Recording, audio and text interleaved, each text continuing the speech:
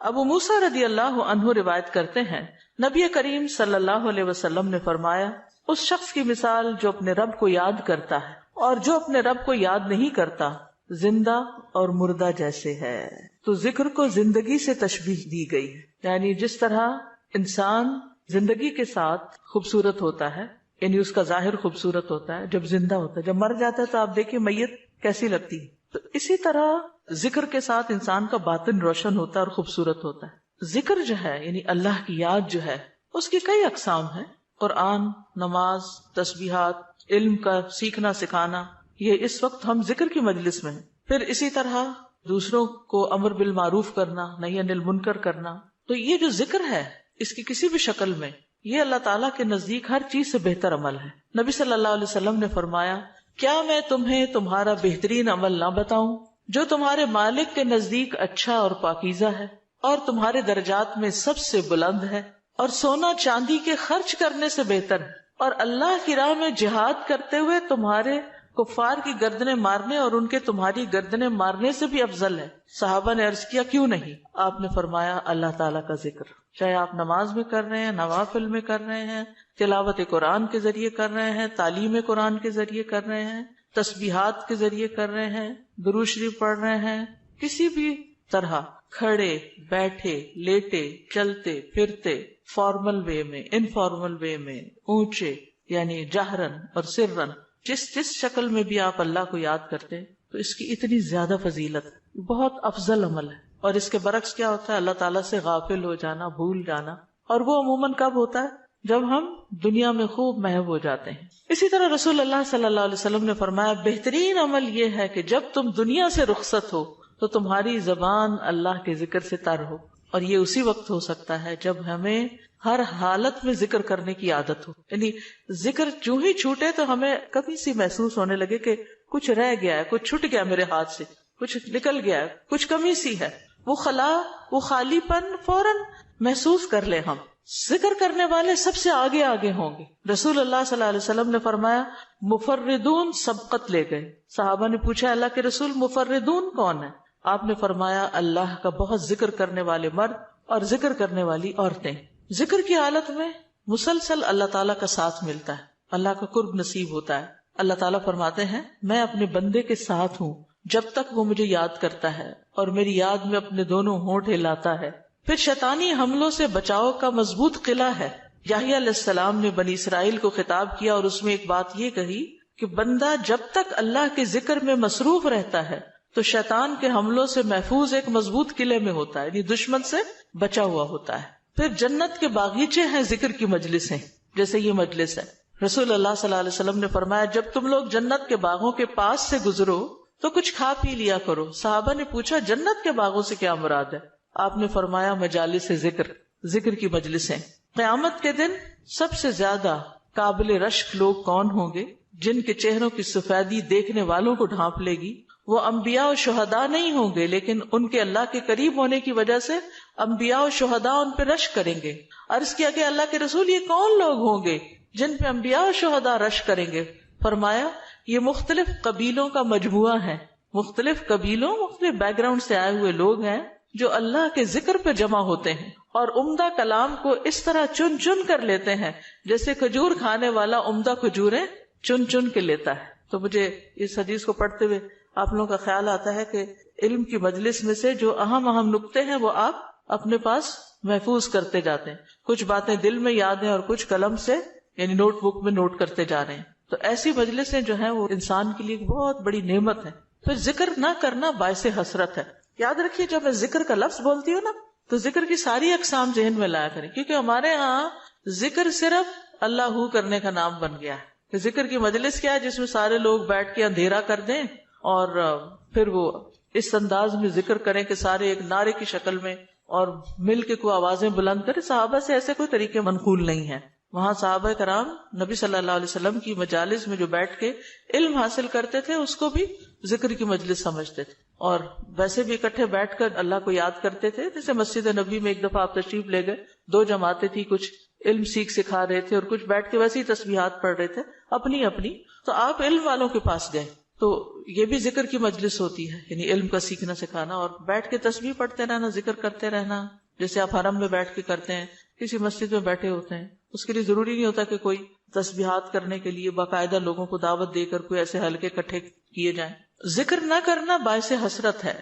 نبی صلی اللہ علیہ وسلم نے فرمایا جو لوگ کسی جگہ پر مجلس کریں لیکن اس میں اللہ کا ذکر نہ کریں اور نبی صلی اللہ علیہ وسلم پر درود نہ بھیجیں تو وہ ان کے لیے قیامت کے دن باعث حسرت ہوگی۔ اگرچہ وہ اجر و ثواب کی بنیاد پر جنت میں داخل ہو جائیں گے لیکن انہیں حسرت ہوگی کہ ہم نے یہ وقت کیوں گنوا دیا۔ ذکر نہ کرنے والے بدترین مخلوق ہیں، بد نصیب لوگ ہیں۔ عامر ابن ابسہ سے روایت ہے، رسول اللہ صلی اللہ علیہ وسلم نے فرمایا جب بھی سورج چڑھتا ہے اللہ عز و جل کی ہر ایک مخلوق اللہ عز و جل کی تسبیح اور حمد و ثنا بیان کرتی، یعنی صبح ہوتے ہی ساری مخلوق ذکر میں لگ جاتی، لیکن شیطان اور اولاد آدم میں سے آتا قسم کے لوگ ذکر نہیں کرتے۔ تو میں نے بنی آدم میں آتا قسم کے لوگوں کے بارے میں سوال کیا، آپ نے فرمایا بدترین مخلوق، یا فرمایا اللہ کی مخلوق میں سے بدترین لوگ، یعنی آسمان و زمین، سورج چاند ستارے درخت شجر حجر ہر چیز ذکر میں مشغول ہے سوائے ان لوگوں کے جو سو کے وقت گزار رہے ہیں یا غفلت میں پڑے ہوئے ہیں۔ حدیث نمبر 42، دو محبوب کلمات۔ عن ابی ہریرہ رضی اللہ عنہ قال قال النبی صلی اللہ علیہ وسلم کلمتان حبیبتان الی الرحمن خفیفتان علی اللسان ثقیلتان فی المیزان سبحان اللہ وبحمدہ سبحان اللہ العظیم۔ کتاب التوحید۔ ابو ہریرہ رضی اللہ عنہ روایت کرتے ہیں نبی کریم صلی اللہ علیہ وسلم نے فرمایا دو کلمے رحمان کو بہت محبوب ہیں، زبان پر بہت ہلکے ہیں لیکن قیامت کے دن ترازو میں بہت بھاری ہوں گے۔ سبحان اللہ و بحمدہ سبحان اللہ العظیم۔ اللہ اپنی حمد کے ساتھ پاک ہے، اللہ پاک ہے جو بہت عظمت والا ہے۔ تو جیسے ہم جانتے ہیں کہ نفلی عبادت میں افضل عمل اللہ کا ذکر ہے، تو یہاں پر اس ذکر کی خاص شکل بتائی گئی کہ اللہ تعالیٰ کی حمد و ثنا اور پاکی بیان کرنا۔ سبحانہ کا مطلب کیا ہوتا ہے کہ وہ پاک ہے۔ تو جس کلام میں، جس ذکر میں اللہ تعالیٰ کی پاکی بیان کی جائے، تسبیح بیان کی جائے اور حمد و ثنا بیان کی جائے، وہ اللہ تعالیٰ کا چنا ہوا کلام ہے۔ رسول اللہ صلی اللہ علیہ وسلم سے سوال کیا گیا کون سا کلام افضل ہے؟ آپ نے فرمایا جو اللہ نے اپنے فرشتوں اور بندوں کے لیے چنا۔ کیا فرمایا؟ جو اللہ نے اپنے فرشتوں اور اپنے بندوں کے لیے چنا۔ سبحان اللہ و بحمدہ، ٹھیک ہے، سبحان اللہ و بحمدہ۔ یہ تمام مخلوق کی نماز ہے، تمام مخلوق کی نماز ہے۔ نوح علیہ السلام کی وفات کا وقت جب آیا تو انہوں نے اپنے بیٹے سے فرمایا کہ میں تمہیں ایک وصیت کر رہا ہوں، دو باتوں کو کرنے کا حکم دیتا ہوں، دو باتوں سے روکتا ہوں۔ اور دو کرنے کے جو کام بتائے اس میں سے ایک لا الہ الا اللہ کا اقرار، کہ اگر ساتوں آسمان اور ساتوں زمینوں کو ترازو کے ایک پلڑے میں رکھ دیا جائے اور لا الہ الا اللہ کو دوسرے پلڑے میں، تو لا الہ الا اللہ والا پلڑا جھک جائے گا، اور اگر ساتوں آسمان اور ساتوں زمینیں ایک بند کڑے کی شکل اختیار کر لیں تو لا الہ الا اللہ اس کو بھی توڑ دے گا۔ اتنی طاقت ہے اس کلام کے اندر۔ اور دوسرا یہ کہ سبحان اللہ و بحمدہ کا ورد کرتے رہنا، کیونکہ یہ ہر چیز کی نماز ہے اور اس کے ذریعے مخلوق کو رزق ملتا ہے۔ اور میں تمہیں شرک اور تکبر سے منع کرتا ہوں، یہ دو منع کرنے والی چیز۔ اسی طرح ان کلمات کو اگر کوئی 100 دفعہ دن میں پڑھے تو اس کے گناہ مٹ جاتے ہیں، گناہ جھڑ جاتے ہیں، چاہے سمندر کی جھاگ کے برابر ہی کیوں نہ ہو۔ پھر اسی طرح ایک اور حدیث میں آتا ہے سنن ترمذی کی، جو شخص سبحان اللہ العظیم و بحمدہ کہتا ہے اس کے لیے جنت میں کھجور کا ایک درخت لگا دیا جاتا ہے، صرف ایک دفعہ کہنے سے۔ کہہ لیجئے سبحان اللہ العظیم و بحمدہ۔ اللہ کے راستے میں سونا خرچ کرنے سے بہتر ہے۔ رسول اللہ صلی اللہ علیہ وسلم نے فرمایا جو رات سے خوف کھائے، اکیلا ہونے کی وجہ سے یا ویسے اس کو اندھیرے کا فوبیا ہو، کہ جو رات سے خوف کھائے کہ وہ اس کو پریشان کرے گی، یا مال خرچ کرنے سے بخل کرے کہ دینے کو دل نہ چاہے، یا دشمن سے مقابلہ کرنے سے ڈرے، تو وہ اس قول کی کثرت کر دے سبحان اللہ و بحمدہ، سبحان اللہ و بحمدہ، کیونکہ یہ اللہ کے نزدیک سونے کا پہاڑ اللہ کے راستے میں خرچ کرنے سے زیادہ محبوب ہے۔ ہم میں سے کس کی وسعت ہے کہ سونے کا پہاڑ اللہ کے راستے میں خرچ کرے؟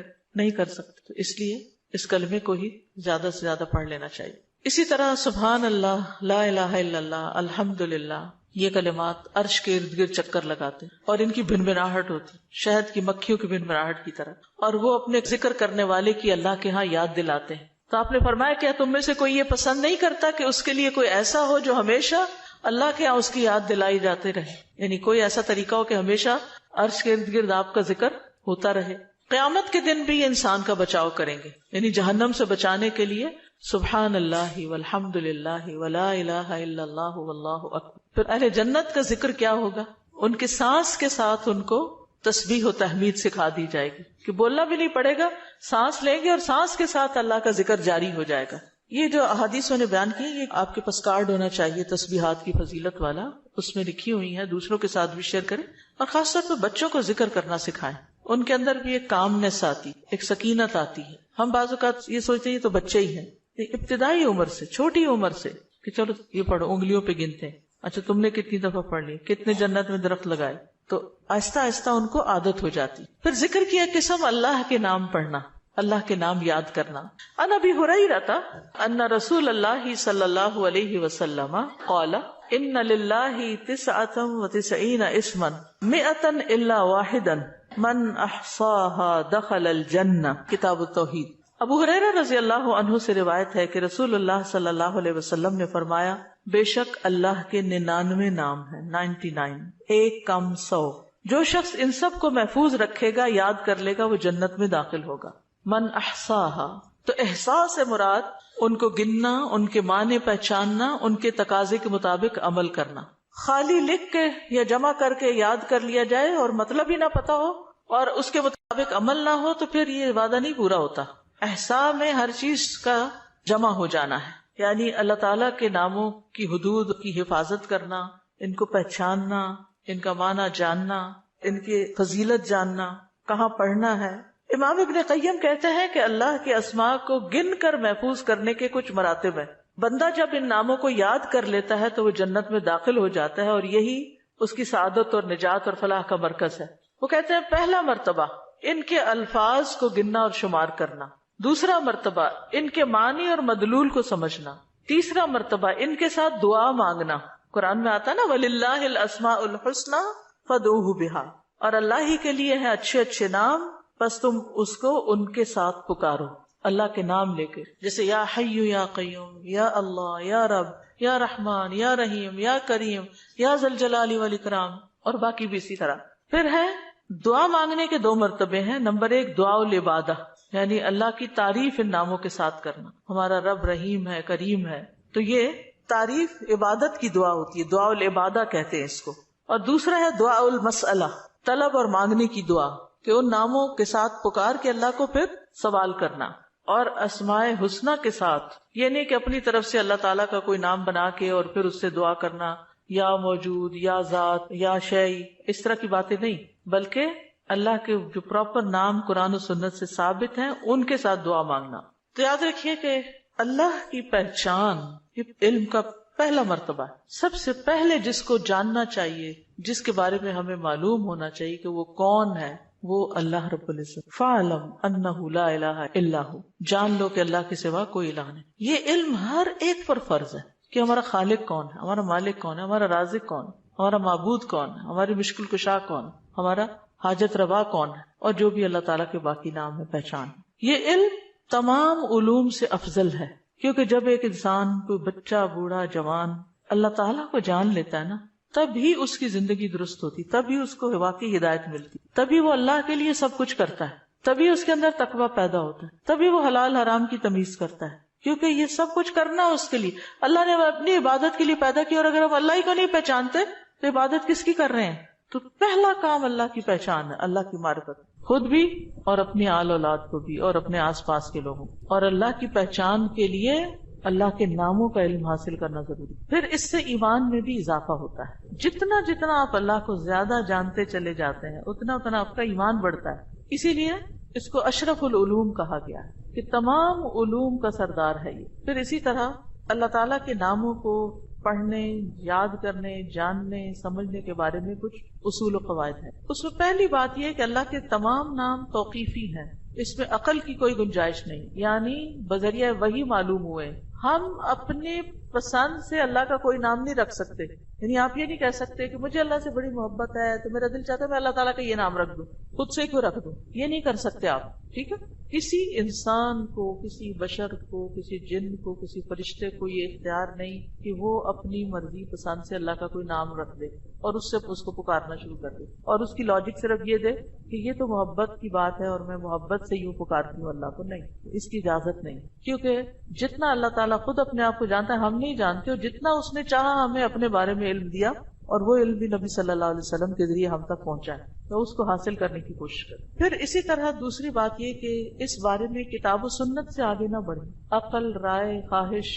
امام احمد کہتے ہیں اللہ کی صفت نہیں بیان کی جائے گی مگر وہی جو خود اس نے اپنی ذات کی بیان فرمائی ہے یا رسول اللہ صلی اللہ علیہ وسلم نے بیان کی ہے. ہم قرآن و سنت سے آگے نہیں بڑھیں گے, خود یا کسی عالم یا کسی اور انسان کے بتائے ہوئے نام کے مطابق نہیں کام کریں گے. پھر اگلی بات یہ کہ اللہ کے ناموں میں الحاد سے بچنا چاہیے. الحاد سے, الحاد کا مطلب کیا ہے؟ سیدھے رستے سے ہٹ جانا. لحد ہوتی ہے نا وہ قبر جو بغلی قبر ہوتی ہے, نیچے گڑھا کھودتے کھودتے سائڈ پہ قبر کھودنا شروع کر دیں. تو اس کی بہت سی صورتیں ہو سکتی, جیسے اللہ کے کسی نام کا انکار کر دیا جائے, یا نام جن صفات پر دلالت کر رہے ہیں ان کا انکار کر دیا جائے, جیسے امت میں کچھ ایسے فرقے گزرے ہیں کہ جو یہ کام کرتے رہے ہیں. پھر اسی طرح بغیر تحریف, تعطیل, تکییف اور تمثیل کے اسماء و صفات پر ایمان لانا ضروری. تحریف یعنی خود تبدیلی کرنا, تعطیل یعنی کسی صفت کو معطل کر دینا, تکییف کسی کیفیت کو بتانا, تمثیل یعنی مثال بیان کرنا, ان چیزوں سے بچنا چاہیے. پھر ایک اہم بات یہ بھی یاد رکھیے کہ 99 تو ہمیں بتایا گیا کہ اتنے تو کم از کم یاد کر لو, لیکن یہ یاد رکھیے اللہ کے صرف 99 نیمز نہیں ہیں, وہ اس سے زیادہ ہیں. اس لیے بعض کتابوں میں آپ کو زیادہ بھی ملیں گے, لیکن یہاں مراد کیا ہے کہ یعنی اتنے تو زبانی یاد کر سکتا ہے انسان, یا آسانی سے ہر ایک کو معلوم ہو ہی سکتے ہیں. کیونکہ حدیث میں آتا ہے اسألک بکل اسم هو لک سمیت به نفسک وانزلته فی کتابک او علمته احدا من خلقک او استأثرت به فی علم الغیب عندک. اے اللہ میں تجھ سے تیرے ہر نام کے واسطے سے دعا کرتا ہوں, وہ نام جو تو نے اپنی ذات کے لیے رکھے, یا جو نام تو نے اپنی کتاب میں اتارے, یا وہ جو اپنی مخلوقات میں سے کسی کو سکھا دیے, یا وہ نام جو تو نے اب تک اپنے خزانہ غیب میں محفوظ رکھے. اس سے کیا پتہ چلتا ہے کہ کچھ نام تو خزانہ غیب میں ہے. اور جیسے حدیث شفاعت میں آتا ہے نا کہ نبی صلی اللہ علیہ وسلم کو اللہ تعالیٰ قیامت کے دن اپنی حمد و ثنا بیان کرنے کی تعریف کرنے کے لیے وہ کچھ سکھائیں گے جو اس سے پہلے نہیں سکھائی ہوگی وہ تعریف, تو اس کے ذریعے نبی صلی اللہ علیہ وسلم اللہ کی تعریف بیان کریں گے. یعنی وہ علم ابھی تک نبی صلی اللہ علیہ وسلم کے پاس بھی نہیں, وہ قیامت کے دن دیا جائے گا, جس کی بنا پر آپ اللہ تعالیٰ کی تعریف کریں گے, پھر دعا کریں گے, اور پھر آپ کو شفاعت کا اذن دیا جائے گا, جو شفاعت کبریٰ کی حدیث آتی ہے. الہدا نے اللہ تعالیٰ کے ناموں کا ایک کارڈ ریوائز کر کے چھاپا تھا, جس میں قرآن اور سنت کی دلیل سے وہ نام دیے گئے ہیں, اور باقی جو تاج کمپنی کے چھپے ہوئے نام, ان میں کچھ نام ایسے ہیں جو اللہ کے نام نہیں ہیں, وہ اللہ تعالیٰ کے افعال ہیں جن سے لوگوں نے خود نام بنا لی. جیسے المذل اللہ کا نام نہیں ہے, یہ اللہ کا نام نہیں ہے, لیکن ذلت دینے والا اللہ ہے, تو ذل من تشاء, تو اس سے لوگوں نے نام اسم فائل کر کے تو مذل بنا لیا. تو یہ نام نکال دینے چاہیے, ٹھیک ہے, کیونکہ یہ قرآن و سنت سے نہیں ملتے. تو کچھ اللہ تعالیٰ کے نام ہیں, صفات ہیں, اور کچھ افعال بھی ہیں کہ اللہ تعالیٰ کیا کیا کرتا ہے. تو قرآن سے ہمیں وہ بھی پتہ چلتا ہے کہ اللہ تعالیٰ کیا کرتا ہے, اسے زندگی دیتا ہے, موت دیتا ہے, رزق دیتا ہے, وغیرہ وغیرہ. حدیث نمبر 44, پورے یقین کے ساتھ دعا کرنا. دعا بھی ذکری کی ایک قسم ہے. ان انس قال قال رسول اللہ صلی اللہ علیہ وسلم اذا دعوتم اللہ فاعزموا فی الدعاء ولا یقولن احدکم ان شئت فاعتنی فان اللہ لا مستکرہ لہ. انس رضی اللہ عنہ روایت کرتے ہیں کہ رسول اللہ صلی اللہ علیہ وسلم نے فرمایا, جب تم اللہ کو پکارو تو پکارنے میں عزم رکھو, یعنی اچھی طرح پکارو, اور تم میں سے ہرگز کوئی یوں نہ کہے کہ اگر تو مجھے چاہے تو عطا کر دے, چاہے تو نہ کرے. یعنی لکھا ہوا نہیں یہاں, لیکن مطلب یہی بنتا ہے, کیونکہ اللہ کو کوئی بھی مجبور نہیں کر سکتا. ٹھیک ہے, تو یہاں دعا مانگنے کا ادب سکھایا گیا ہے کہ دعا پورے یقین کے ساتھ مانگنی چاہیے. یا اللہ تو دے سکتا ہے, تو مجھے عطا کر. یہ نہ کہے تو چاہے تو عطا کر, وہ تو دینے پہ قادر ہے, اس سے پورے یقین اور عزم کے ساتھ دعا کرے. اسی طرح دعا مانگنے کے کچھ اور آداب بھی ہیں. مسئلہ یہ کہ غافل دل سے دعا نہ کرے, کیونکہ اللہ تعالیٰ بے پرواہ دل کی دعا قبول نہیں کرتا. پھر یقین سے دعا کریں کہ قبولیت کا یقین ہو کہ نہیں اللہ تعالیٰ سنتا ہے, یہ نہیں پتہ نہیں سنے گا کہ نہیں, بہت مانگی ہے ابھی تک تو ہماری بات نہیں مانی گئی، پتہ نہیں آگے کیا ہوگا، میری تو سنتا ہی نہیں، نعوذ باللہ ایسی باتیں نہیں کرنی چاہیے. آپ کے اللہ آپ کے تو بس میں ہے سب کچھ، آپ تو سب کچھ کر سکتے ہیں. پھر اسی طرح بغیر ہچکچاہٹ کے رب سے دعا کرنی چاہیے. کس سے؟ بغیر ہچکچاہٹ کے، پورے یقین سے. نبی صلی اللہ علیہ وسلم نے فرمایا جب تم میں سے کوئی آدمی اللہ کے سامنے اپنی خواہش کا اظہار کرے تو وہ زیادہ سے زیادہ مانگے، کیونکہ وہ اپنے رب سے مانگ رہا ہوتا ہے عز و جل سے، وہ سب کچھ کر سکتا ہے. پھر خشوع و خضوع اور عاجزی سے مانگے. ادعوا ربکم تضرعا وخفیا انہ لا يحب المعتدین. پھر گریا و زاری، رو دھو کے مانگے. آپ دیکھیں کس طرح بچے جب انہیں کوئی چیز چاہیے ہوتی ہے تو بلا وجہ بھی رونا شروع کر دیتے ہیں. تکرار اور اصرار سے دعا کریں. نبی صلی اللہ علیہ وسلم بعض اوقات 3 بار ایک دعا دہراتے تھے. آپ نے فرمایا جس شخص نے 3 بار اللہ سے جنت مانگی تو جنت کہتی ہے اللہ اسے جنت میں داخل کر دے، اور جو شخص 3 مرتبہ آگ سے پناہ مانگے تو دوزخ کہتی ہے اللہ اس کو آگ سے پناہ دے دے. پھر دعا میں جلد بازی نہ کرے. تو بندہ جب تک جلد بازی نہ کرے دعا قبول کی جاتی رہتی. یعنی جلد بازی کیا ہے کہ مایوس ہو کے انسان تھک جائے اور دعا مانگنا چھوڑ دے، یہ نہیں ہونا چاہیے. جی استاذہ، جو اللہ تعالیٰ کے جو نام ہے اور جو ان کے صفات ہیں یہ ریلیٹ کرتے ہیں نا آپس میں؟ اس کی ساری صفات اس کے ناموں میں، یعنی ناموں میں ہی اس کی صفات. یعنی ذکر کی ایک قسم جو ہے نا غور و فکر بھی ہے کائنات میں، اور اس کے ذریعے اللہ کو یاد کرنا. کیونکہ جتنی تقصیر ہم کرتے ہیں کمی کوتاہی دعا میں، وہ اسی وجہ سے کرتے ہیں کہ ہمیں اللہ کی پہچان نہیں ہوتی. آپ دیکھیے جب ہمیں لوگوں کی پہچان ہوتی ہے نا کہ کون کتنا سخی ہے تو ہمیں اس سے اسی کے مطابق توقع ہوتی. امی سے عیدی اتنی ملے گی اور ابا سے اتنی ملے گی، کیونکہ ہم دونوں کا مزاج پہچانتے ہیں کہ کون کتنا دیتا ہے. اسی طرح خالہ مامی دادی سب کا پتا ہوتا ہے کہ کون کیا کرتا ہے. تو اگر انسانوں کا تھوڑا بہت ہمیں پتا ہوتا ہے اور اس کے مطابق ہی ہماری ایکسپیکٹیشن ہوتی ہے، تو جس کو اللہ کا پتا چل جائے کہ وہ کیا عظیم ہستی ہے، پھر اس کی دعا کی ایکسپیکٹیشن کتنی بڑی ہوگی کہ وہ کیا کچھ نہیں دے سکتا اور کیا کچھ اس سے مانگنا چاہیے. وہ تو کبھی مایوس ہی نہیں ہو سکتا انسان. اساتذہ السلام علیکم. یہ جو ہم لوگ الہدا میں بھی پڑھاتے ہیں نسلوں کا یوم، اس کے اندر بھی یوم عزو آتا ہے، تو کیا کوئی نیا ورژن ہے جس؟ بالکل نیا ورژن بھی ہے. کارڈز لے لیجئے اور نئے ورژن کی ریکارڈنگ بھی ہم نے کروا لی ہوئی ہے. استاذ محترم یہاں پہ آپ نے ابھی فرمایا نا کہ تو چاہے تو عطا کر، یہ نہیں کہنا چاہیے، تو اس کی تھوڑی سی وضاحت کر دیں کیونکہ میرے ذہن میں بھی آ رہا ہے کہ ہم جب یہ کہتے ہیں، آپ نے بھی فرمایا نا کہ تو جو چاہے وہ عطا کر دے، ہمیں یہ نہیں کہنا چاہیے تو چاہے تو عطا کر دے. ہاں اگر تو چاہے تو عطا کر دے. اس کی تھوڑی سی وضاحت کر دیں کیونکہ میرے ذہن یعنی اس کا مطلب یہ ہے کہ مثلا مجھے گھر چاہیے، اللہ اگر آپ کی مرضی ہے تو دے دیں، نہیں تو نہ سے. یہ نہیں کہنا چاہیے. بندوں کے ساتھ ہم ایسے معاملے کر رہے ہوتے ہیں نا، دینا تو دو نہیں تو نہ دو. تو اللہ کے ساتھ ایسے نہیں کرنا، یہ بے ادبی ہے.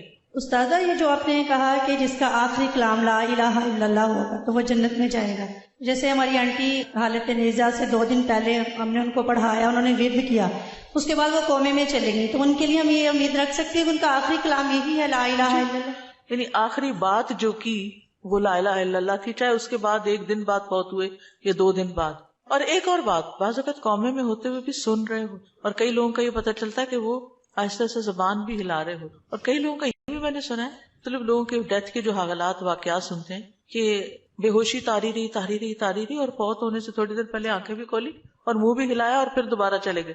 تو یہ اللہ کی دی ہوئی توفیق ہے، ہمیں توفیق مانگنی چاہیے کہ اللہ ہمارا آخری کلام لا الہ الا اللہ. آپ نے بھی ذکر کیا ہے، ذکر کا فضیلت بیان کیا ہے، تو مجھے یہ بات سمجھ آئی ہے کہ جب ہم لوگ دن رات میں ذکر کرتی ہیں، ہماری زبان تر رہتی ہے ذکر سے، جوارے اس چیز کی گواہی دیتے ہیں، تو وہ جو ہے آپ کا جو اندر احساس ہے وہ یہ ہوتا ہے کہ ہمارا ٹائم ویسٹ نہ ہو، ٹھیک ہے، اور ہم لوگ جو ہے نا فضولیات سے وہ اجتناب کرتے ہیں اس چیز کو کہ ہم نے ذکر کرنا ہے، اپنی نیکیوں کو اضافہ کرنا ہے، خیر و برکتیں مانگنی ہے.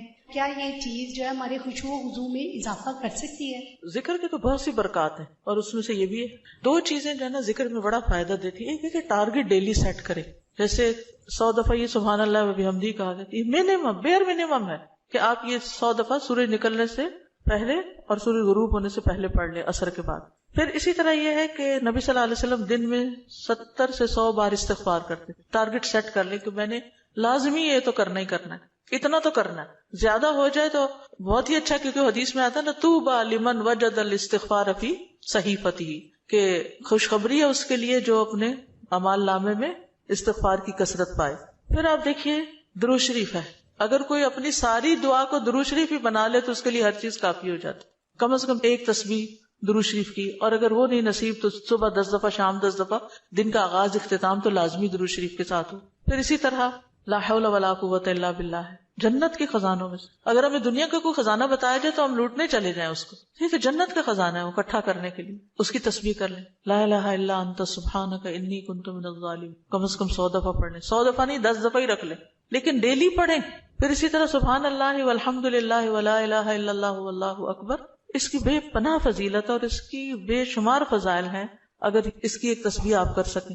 اب یہ ہے کہ اتنا کچھ اوور ویلمنگ ہو جاتا ہے، یہ بھی کر لو، یہ بھی کر لو، یہ بھی کر لو. کچھ چیزیں صبح کے وقت کے لیے رکھ لیں، کوئی دوپہر کے لیے رکھ لیں، کوئی شام کے لیے رکھ لیں، کوئی کہیں اگر آپ آتے جاتے ہیں اس کے لیے رکھ لیں، کوئی کسی کام کے ساتھ باندھ لیں. اگر آپ نے ٹارگٹ سیٹ کر لیا نا کہ یہ تو کرنا ہی کرنا ہے تو انشاءاللہ کر بھی لے گی. اگر کسی وجہ سے کوئی آگے پیچھے ہو بھی گیا تو رات کو سونے سے پہلے کر لیں. اگر ایک دن کچھ کمی بیشی ہوگی اگلے دن پورا کر. اپنے اوپر پابندی آپ نے خود لگانی کہ یہ تو میں نے کرنا ہے. ٹھیک ہے. دوسری چیز یہ ہے کہ اگر نہ کریں تو پھر اس پر اپنے آپ کو پنش بھی کریں، اس کے عوض کچھ صدقہ کریں، کیونکہ اپنی عادتوں کی اصلاح خود ہی کرنی. روزہ رکھیں، یعنی کمپنسیٹ کریں اپنے آپ کو، کیونکہ انسان کے جسم کے ہر جوڑ پہ روز صدقہ واجب ہوتا ہے. تو یہ تسبیحات جو ہیں وہ جوڑوں کا صدقہ بھی ہیں. ٹھیک ہے. تو اوقات مقرر کریں، اپنے لیے خود مقرر کریں، خاص طور پر جو مسنون تعداد آئی ہے اس کی پابندی کریں. اور باقی یہ تو ویسے کی تسبیحات ہیں نا، لیکن جو صبح شام کے اذکار ہیں ان کی پابندی کریں. رات کو سوتے وقت کے اذکار کی پابندی، گھر سے نکلتے آتے جاتے اٹھتے بیٹھتے سارے دن کے جو مسنون اذکار ہیں. دعا کیجئے، کتاب کس کس کے پاس ہے؟ الحمدللہ سب کے پاس ہے. اس میں زندگی کے مختلف مواقع پر جو دعائیں کی جاتی، دعا جو وہ بذات خود ایک ذکر کی قسم. ٹھیک. فَإِذَا قَالَ سُبْحَانَكَ اللَّهُمَّ وَبِحَمْدِكَ وَأَثْنَى عَلَى اللَّهِ تَعَالَى بِمَا هُوَ أَهْلُهُ فقد خرج عن الغفلة التي هي حجاب أيضا بينه وبين الله تعالى وأتى بالتحية والثناء الذي يخاطب به الملك عند الدخول عليه تعظيما له وتمجيدا ومقدمة بين يدي حاجته فكان في هذا الثناء من أدب العبودية وتعظیم المعبود ما يستجلب به اقبالہ علیہ ورضاہ عنہ واسعافہ بحوائجہ. دعائے استفتاح. پھر جب وہ سبحانک اللہم و بحمدک یعنی پاک ہے تو اے اللہ اور سب تعریف تیرے ہی لیے ہے کہتا ہے اور اللہ تعالیٰ کی ثنا بیان کرتا ہے جو اس کی شان کے لائق ہے، تو وہ اس غفلت سے بھی باہر نکل آتا ہے جو اس کے اور اللہ تعالیٰ کے درمیان رکاوٹ تھی. وہ اس کی تعظیم اور بزرگی بیان کرنے کے لیے اپنی ضرورت سے پہلے بطور تمہید ایسا تحیہ اور تعریف بجا لائے گا جس طرح بادشاہ کے پاس داخل ہوتے وقت مخاطب کیا جاتا ہے. چنانچہ یہ تعریف بجا لانا عبودیت کے آداب میں سے ہے اور معبود کی تعظیم ہے جس کے ذریعے وہ معبود کو اپنی طرف متوجہ کر لے گا اور اس کی رضا پا لے گا اور اپنی حاجات میں اس کی مدد حاصل کر لے گا. تو یہاں یہ بتاتے ہیں کہ دعا استفتاح پڑھنے کا مقصد کیا ہے، کیوں پڑھی جاتی، اس کا کیا فائدہ ہے، اس سے کیا حاصل ہوتا ہے، اس کا کیا نتیجہ نکلتا ہے. یعنی نماز کا کوئی بھی سٹیپ جو ہے وہ بے مقصد نہیں ہے، بے معنی نہیں ہے. ایسی کچھ چیزوں کو اکٹھا کر کے نماز نہیں بنا دی گئی، بلکہ اس کے پیچھے ایک حکمت ہے. فَإِذَا قَالَ سُبْحَانَكَ اللَّهُمَّ وَبِحَمْدِكَ، پھر جب وہ کہتا ہے سبحانک پاک ہے تو، اللہم اے اللہ، وَبِحَمْدِكَ اور ساتھ تیری تعریف کے یا سب تعریف تیرے لیے ہے، وَأَثْنَى عَلَى اللَّهِ تَعَالَى اور وہ ثنا بیان کرتا ہے اللہ سبحانہ تعالیٰ کی، بِمَا هُوَ أَهْلُهُ جس کا وہ اہل ہے، فَقَدْ خَرَجَ عَنِ الْغَفْلَةِ تو تحقیق وہ غفلت سے نکل آتا ہے، الَّتِي هِيَ حِجَابٌ أَيْضًا بَيْنَهُ وَبَيْنَ اللَّهِ تَعَالَى وہ غفلت جو حجاب ہے، ایک پردہ ہے، ایضًا بھی یعنی وہ بھی ایک پردہ ہے اس بندے کے درمیان اور اللہ تعالیٰ کے درمیان. یعنی تعریف شروع کرتے ہی انسان غفلت سے باہر آ جاتا ہے. وَأَتَى بِالتَّحِيَّةِ وَالثَّنَاءِ اور وہ پیش کرتا ہے تحیہ سلام اور ثنا تعریف، الذی وہ جو یخاطب بہ الملک جس سے بادشاہ کو خطاب کیا جاتا ہے. یعنی کسی دنیاوی بادشاہ کے پاس بھی انسان جب حاضر ہوتا ہے اس کے دربار میں تو سب سے پہلے اس کی تعریف کرتا ہے.